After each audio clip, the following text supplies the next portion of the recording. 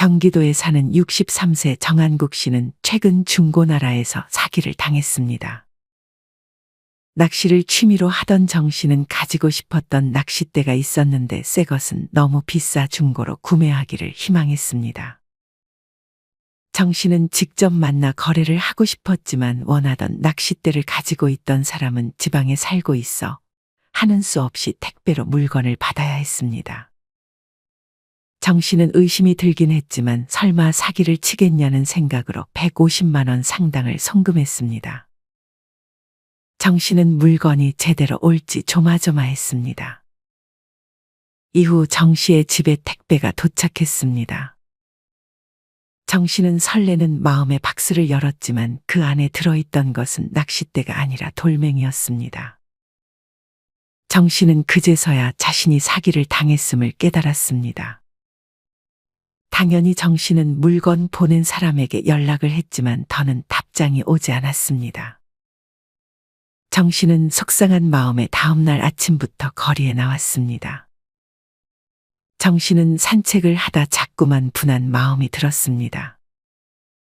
잠깐 벤치에 앉아있던 정 씨의 맞은편에 정 씨보다도 더 낙담한 표정을 짓고 있는 또래처럼 보이는 사람이 앉아 있었습니다.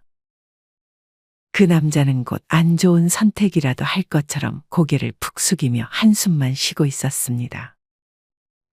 부침성이 좋았던 정 씨는 그 남자에게 다가가 말을 걸었습니다.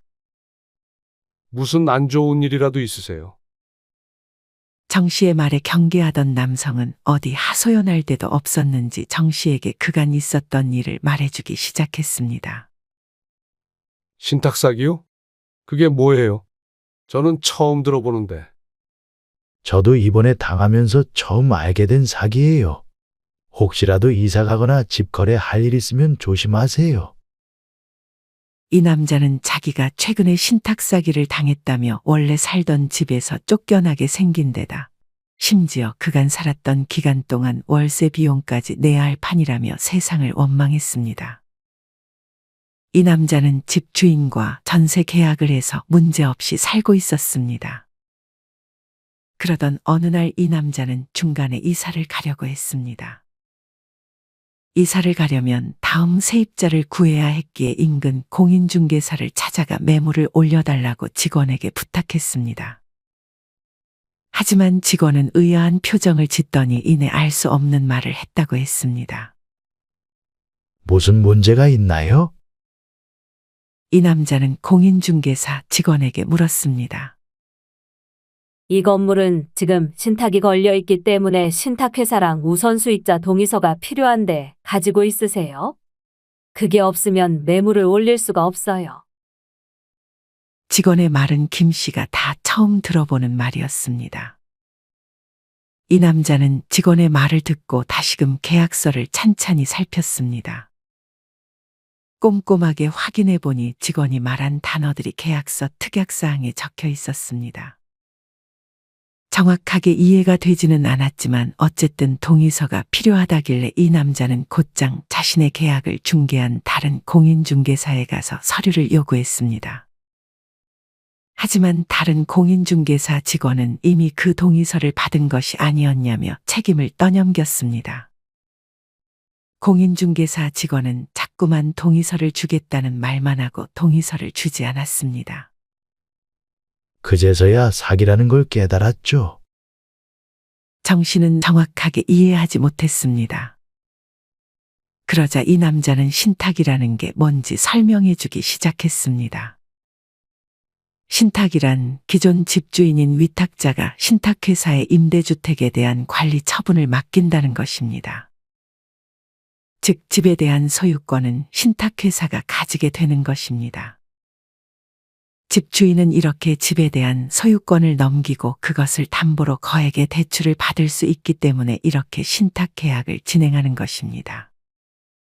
하지만 정 씨와 대화를 나누던 남자의 집주인은 이렇게 소유권을 신탁회사에 맡겼음에도 불구하고 자기가 아직도 집주인인 것 마냥 신탁회사의 동의 없이 자기 마음대로 이 남자와 계약을 맺어버린 것입니다.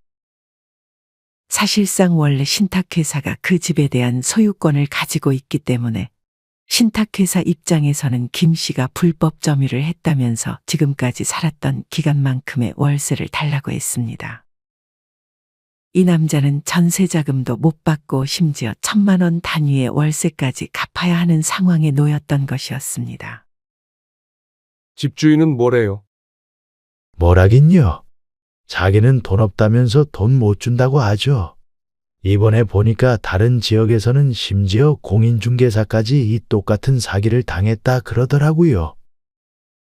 결론적으로 이 남자는 거의 2억이 넘는 돈을 신탁 사기로 잃게 됐습니다. 이게 자신의 거의 전 재산이었다며 은퇴도 한 상태인데 앞으로 어떻게 살아야 할지 모르겠다고 말했습니다. 여러분은 신탁 사기라는 말을 들어보셨나요? 갈수록 사기 수법도 참 다양해지는 것 같습니다. 이렇게 신탁회사와 계약을 해놓고 신탁회사의 동의 없이 자기 맘대로 다른 임차인과 계약을 하며 사기를 치는 경우가 최근에 많이 생기고 있다고 합니다. 문제는 신탁회사들이 이것을 방치하고 있다는 사실입니다. 신탁주택에 대한 임대차 업무나 월세 임대료 관리비, 청소, 수리 등의 관리 업무는 모두 신탁회사가 아닌 기존 집주인이 담당하고 있다고 합니다. 사실상 신탁회사는 기존 집주인이 소유권을 주장하며 임차인과 계약을 하려고 하는 사실도 다 알고 있습니다. 하지만 어차피 위의 사례처럼 자기들은 나중에 소송을 걸어서 돈을 받으면 되니까 손해볼 것이 없다는 생각으로 그저 방치하는 것입니다. 이에 대해 법적인 제도가 하루빨리 만들어져야 할 것 같습니다. 아직도 정말 많은 신탁 사기 피해자들이 신탁주택에서 쫓겨나고 있다고 합니다. 많은 분들이 아직도 우리나라를 사기공화국이라고 칭하며 사기죄에 대한 약한 처벌에 불만을 가지고 있습니다. 안타깝게도 사기 관련 형량이 더 세지는 것은 아주 오랜 시간이 걸릴 것 같습니다. 그렇다면 우리가 할 수 있는 것은 사기를 당하지 않도록 예방하는 것밖에는 없습니다. 신탁 사기를 당하지 않기 위해서 다음을 항상 확인하는 것이 좋습니다. 첫째는 신탁원부를 보는 것입니다. 신탁원부란 집주인이 신탁 등기 시 제출해야 하는 서류입니다. 신탁원부는 가까운 법원 등기과 혹은 등기소에서 발급이 가능합니다. 신탁원부를 받기 위해서는 해당 부동산의 주소와 신탁원부 번호가 필요합니다. 등기부등본을 통해 파악한 신탁원부 번호로 신탁원부 발급을 요청하면 됩니다. 만약 내가 살려고 들어간 곳에 신탁계약이 되어 있는 집이라면 쳐다도 보지 않겠다는 생각을 하는 것도 좋습니다. 이런 것을 확인하는 것이 머리 아프다는 생각이 들 수 있습니다. 하지만 귀찮다는 이유로 이런 확인조차 하지 않으면 나중에 정말 크게 후회하게 될 수 있습니다. 주변의 전문가 혹은 자식들에게 도움을 요청해서라도 필히 이 부분은 확인을 하는 것이 좋습니다. 두 번째는 너무 싼 가격에 집이 나온다면 의심하는 것입니다. 50% 할인 분양이라든지 시세보다 1억 싼 전세 이런 걸로 현혹한다면 거의 100% 사기일 확률이 높습니다. 큰 계약을 할 때는 항상 의심하는 습관을 가지는 것이 좋습니다. 정 씨와 신탁 사기를 당한 남자가 대화를 하는데 흥미가 있었는지 다른 벤치에 있던 20대 청년이 다가와 말을 걸었습니다. 이 청년의 표정도 말이 아니었습니다. 이 청년은 자기도 비슷한 신탁 사기, 그 중에서도 오피스텔 신탁 사기를 당했다며 자기의 이야기를 하기 시작했습니다. 이 청년은 보증금 1,000만 원에 월세 70만 원으로 입주를 했습니다. 하지만 지난달에 금융기관으로부터 집이 공매로 넘어가니 집을 비우라는 공문을 받았다고 했습니다. 하루아침에 살 곳을 잃게 돼 부모님 집에 들어와 살고 있는데 몸이 안 좋으신 아버지가 이 사실을 알게 되면 건강이 더 악화되실까봐 부모님께는 이 사실을 말하지 못한 모양이었습니다.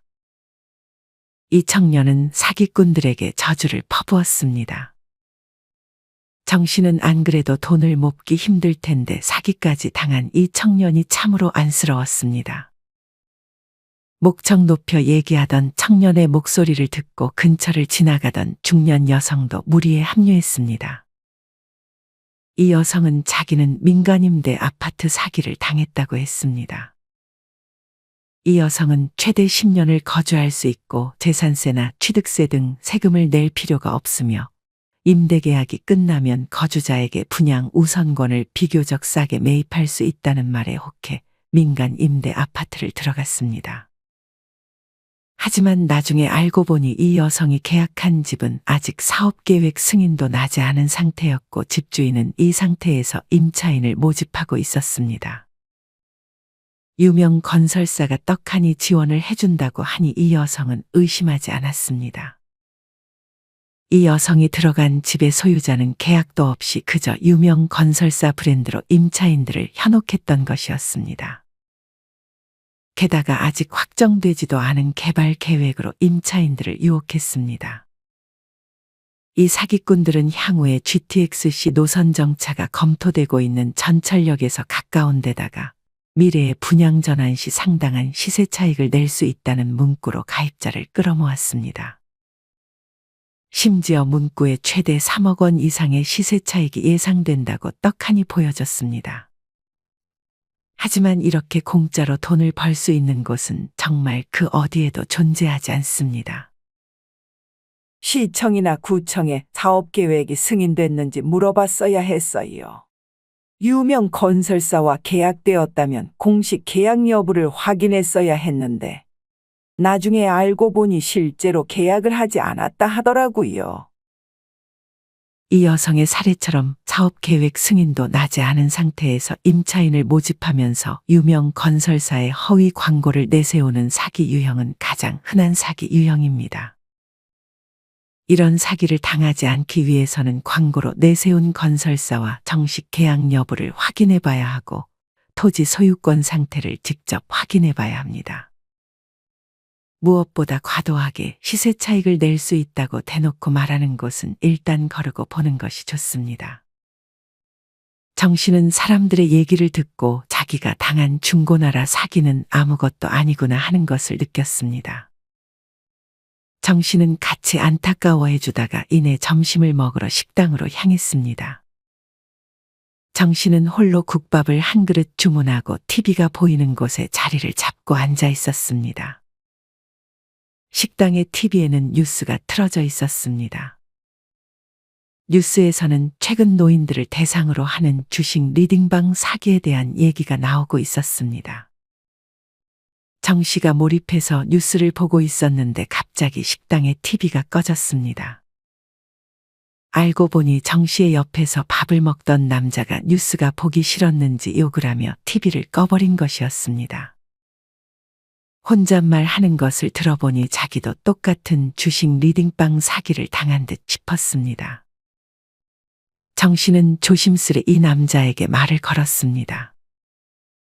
이 남자도 아까 공원에서 만난 남자와 마찬가지로 어디 하소연할 데가 없었는지 아직 가족에게도 말하지 못했다며 정 씨에게 그간 있었던 일들을 말해주기 시작했습니다. 정 씨는 국밥이 나온지도 모르고 몰입해서 이 남자의 얘기를 들었습니다. 처음에는 그냥 지인이 어디 재밌는 데가 있다며 같이 놀러 가자고 했어요. 그곳에는 나랑 비슷한 또래의 노인들이 많이 있었고 웬 젊은 남자들이 재롱을 떨고 있었어요. 처음에는 소외된 노인들에게 말도 걸어주고 싱글싱글 웃으면서 잘해주니까 참 좋은 사람들이라고 생각했죠. 생각해봐요. 외로운 어르신들 모셔다가 즐겁게 해주면서 시간 때워주니 좋은 감정이 생길 수밖에 없죠. 그 다음엔 어떻게 됐어요? 그렇게 잘해주다가 갑자기 어떤 카톡방으로 들어오라고 했어요. 이 남자는 이때 눈치채고 빠져나왔어야 했다며 한숨을 쉬었습니다. 그 카톡방에서는 주식 종목을 추천해주면서 투자를 유도하는 바람잡이들이 상당히 많이 있었다고 했습니다. 이 남자는 그동안 받은 것들도 있고 해서 소액으로 투자를 하기 시작했습니다. 하지만 이 남자는 안 그래도 먹고 살기 바쁜 자식들에게 손 벌리기 싫고 병원비와 생활비 부담은 계속 커지는데 연금처럼 매달 먹고 살만한 배당금을 준다는 말에 점점 더 많은 돈을 투자했습니다. 혼자 살아 외로웠는데 살갑게 대해주는 게 고맙다는 이유로 그들의 제안을 거절할 수 없었다고 했습니다. 나뿐만이 아니라 많은 노인들이 나랑 똑같은 사기를 당했어요. 피해 노인들 중에는 대기업이나 금융사 임원 출신도 있었고요. 심지어 어떤 사람은 대출까지 받아서 10억 원을 투자해 몽땅 사기당했어요. 그 사람에 비하면 내가 잃은 돈은 돈도 아니에요. 이 남자가 당한 사기는 주식 리딩방 사기였습니다. 심지어 이 남자는 중간에 의심스러운 마음이 생겨 투자금 인출을 요구했더니 살갑던 청년들은 이 남자를 협박하기 시작했습니다. 이 사기꾼들은 투자금을 인출하면 금융당국의 감시를 받는다며 자금 세탁 수수료까지 요구했습니다. 최근에 이런 사이버 사기도 매년 급증하고 있습니다. 경찰청 통계에 잡힌 사이버 사기 피해자 중 60대 이상의 비중은 2019년과 비교해 4배로 급증했다고 합니다. 아무래도 고령일수록 디지털 기술에 대한 이해력과 금융 지식이 부족할 수밖에 없고 100세 시대에 살 날이 더 길어지기 때문에 어떻게든 돈을 좀 더 여유롭게 벌어보고 싶다는 마음의 사기를 쉽게 당할 수 있습니다.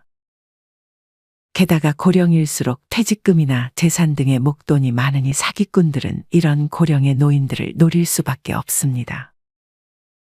식당 주인은 어느샌가 옆으로 다가와 정 씨와 남자의 대화를 듣고 있었습니다. 식당 주인은 자기도 비슷한 사기를 당했다며 소주 한 병을 공짜로 줄 테니 자기 말을 좀 들어달라고 했습니다. 식당 주인은 옛날부터 건설 현장에서 힘들게 일해가며 이남 일녀의 자식을 키웠습니다. 하지만 일을 하다가 그만 다리를 다치는 바람에 장애인 판정을 받았습니다. 안 그래도 식당 주인은 걸음걸이가 편하지 않았는데 그런 힘든 몸으로 어떻게든 돈을 벌어야 한다는 생각에 그렇게 식당을 운영하고 있었습니다. 식당 주인은 일찍이 아내와 이혼을 했고 꽤 오랜 시간 혼자 살며 식당을 운영해오고 있었습니다. 식당 주인은 아까 그 남자와 마찬가지로 자식들에게 손을 벌리지 않고 노후를 준비해야겠다는 생각에 평생 모은 7천만 원을 2에서 3에 나눠서 투자했습니다. 이후 사기꾼들은 곧 수익률을 낮추게 되니 빨리 돈을 대출받아서라도 더 투자하라는 말을 했고 식당 주인은 은행에서 6천만 원을 빌려 또 한 번 투자했습니다. 식당 주인은 일이 끝나고도 불편한 다리를 이끌고 여러 번 코인 사무실을 찾아가 투자를 했습니다. 하지만 1억 3천만 원의 돈을 투자한 지 열흘도 채 지나지 않아 출금 기능이 중단돼 돈을 뺄 수 없는 상태가 되었습니다.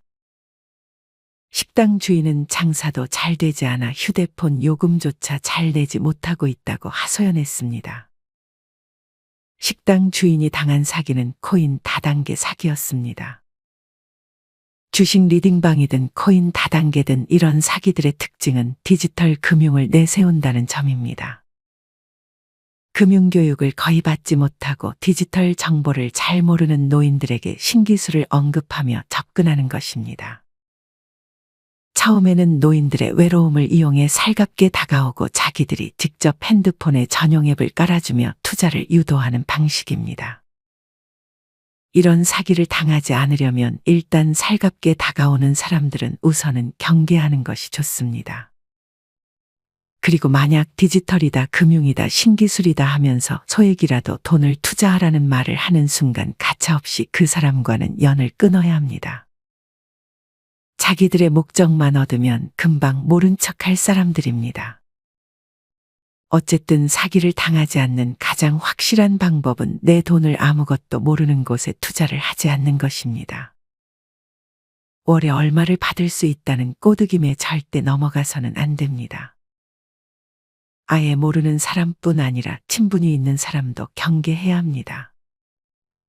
부산에 사는 73세 고 씨는 단지 친한 사이였다는 이유만으로 투자를 했다고 합니다.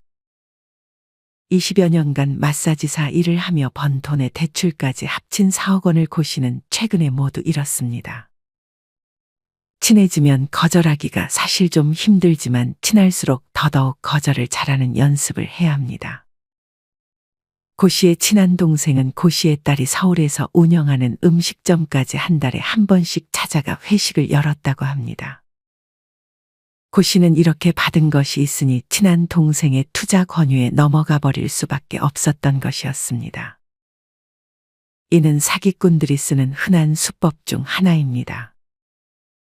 무언가 돈을 써가며 잘해주면서 마음에 짐을 만들어 놓고 나중에 제안을 하면서 거절하기 힘들게 하는 수법입니다. 그런 배품을 아예 받지 않거나 비슷한 정도로만 갚으면 그만이지 무언가를 받았다고 해서 내 목숨과도 같은 돈을 투자하는 것은 정말 미련한 행동이 아닐 수 없습니다. 만약 마음에 짐이 있다면 받은 정도로만 갚으면 되지 절대 투자를 하라거나 하는 꼬드김에 넘어가서는 안 됩니다. 앞서도 말씀드렸지만 아직 법은 이런 사기꾼들에게 너무나도 관대합니다. 그러니 우리는 우리 자신 스스로가 지키는 것 말고는 방법이 없습니다. 정 씨는 밥을 다 먹고 그렇게 식당을 빠져나왔습니다. 정 씨는 밥을 먹고 소화가 안 돼 한참을 걸었습니다. 그러던 중 아파트 앞에서 딸과 다투는 할머니를 봤습니다. 딸은 자기 부모에게 화를 내고 쌍욕을 하며 혼자 자리를 떠났습니다. 그 할머니는 혼자서 서럽게 울고 있었습니다. 정 씨는 조심스럽게 그 할머니에게 다가갔습니다. 할머니는 계단에 힘없이 앉아 자신의 이야기를 들려주기 시작했습니다. 들어보니 이 할머니는 남편과 사별한 후 혼자 살고 있었습니다. 할머니는 남편이 물려주고 간 아파트 2채와 상가 1채를 가지고 있었습니다. 하지만 할머니는 최근 들어 건강이 안 좋아지면서 재산을 관리하는 것에 어려움을 겪고 있었습니다. 그러던 중 딸이 찾아와서 할머니를 돕겠다고 했습니다. 딸은 할머니의 생활을 돕고 병원에도 매번 같이 가주면서 헌신했습니다. 그렇게 돌봐주면서 중간중간 딸은 할머니에게 재산 관리하는 거 힘들지 않냐며 차라리 자기가 그 재산을 대신 관리해주겠다며 할머니를 설득했습니다. 할머니는 그저 지극정성으로 돌봐주는 딸을 믿고 자신 명의의 부동산을 딸의 이름으로 해줬습니다. 하지만 딸은 재산 관리는커녕 아파트와 상가를 팔아서 수억 원의 이익을 챙기고 이제는 할머니에게 요양원에 들어가라고 말하고 집으로 돌아갔다고 했습니다. 심지어 이 사실을 안 아들과 며느리가 할머니의 집에 찾아와 왜 누나에게만 재산을 줬냐며 집을 난장판을 만들고 심지어 며느리가 할머니를 밀치는 바람에 할머니는 골절 진단까지 받아야 했습니다. 이 할머니는 모르는 사람이나 지인이 아닌 가장 가까웠던 자식에게 사기를 당한 것이나 다름없었습니다. 이런 사건을 접할 때마다 가장 위험한 사람은 가장 가까운 사람일 수도 있겠다는 생각이 들었습니다. 충남에 사는 68세 김 씨도 이 할머니와 사정이 비슷했습니다. 김 씨는 최근에 경도 인지장애 진단을 받았습니다. 김 씨의 아들은 김 씨의 재산 관리를 돕겠다며 법원에 후견인 신청을 했고 아들은 아버지의 후견인으로 지정되었습니다. 아들은 처음에는 지극정성으로 김 씨를 돌보고 김 씨의 재산을 투명하게 관리했습니다. 아들은 이후 김 씨의 연금을 관리한다는 명목으로 통장을 가져갔고 정기적으로 생활비를 지출하고 병원비를 납부했습니다. 하지만 얼마 안 가 아들이 점점 수상해지기 시작했습니다. 알고 보니 주식 투자로 아들은 큰 손실을 봐 경제적으로 어려움에 처했고 결국 도박에까지 손을 댄 것이었습니다. 도박으로 파산하는 사람들이 그렇듯 소액으로 시작했다가 점점 더 큰 금액을 걸면서 억대의 빚이 생겼습니다. 아들은 자연스럽게 아버지의 연금을 자신의 빚을 갚는데 무단으로 빼돌려 사용했습니다.